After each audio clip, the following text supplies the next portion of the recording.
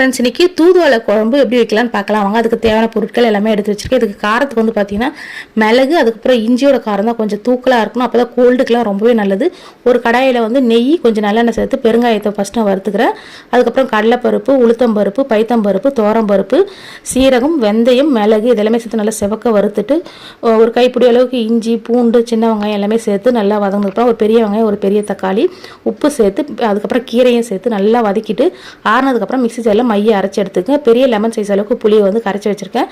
நிறைய நல்லெண்ணெய் சேர்த்துட்டு கடுகு, சீரகம், வெந்தயம் போட்டு நல்லா பொரிஞ்சதுக்கப்புறமா நிறைய சின்ன வெங்காயம், பூண்டு, கருவேப்பிலை சேர்த்து நல்லா பொன்னிறமாக வந்ததுக்கப்புறம் ஒரே ஒரு தக்காளி ஆட் பண்ணி நல்லா வதக்கினதுக்கப்புறமா உப்பு, குழம்பு மிளகாத்தூள் வந்து பார்த்திங்கன்னா ஒரு 3 ஸ்பூன் ஆட் பண்ணி நல்லா எண்ணெய் பிரிஞ்சு வர அளவுக்கு வதக்கிட்டு அதுக்கப்புறம் தண்ணி சேர்த்து நல்லா எண்ணெய் பிரிஞ்சதுக்கப்புறமா நம்ம கரைச்சி வச்சுருக்க புளி தண்ணியை சேர்த்து நல்லா பச்சை வாசனை போனதுக்கப்புறமா நம்ம அரைச்சி வச்சுருக்க விழுதை வந்து இதில் சேர்த்து சிம்மிலே வச்சு நல்லா எண்ணெய் பிரிஞ்சு வர அளவுக்கு கொதிக்கணும். அதுக்கப்புறம் கொஞ்சமாக வெல்லம் போட்டு இறக்கணும். ஒரு சூப்பரான குழம்பு ரெடி.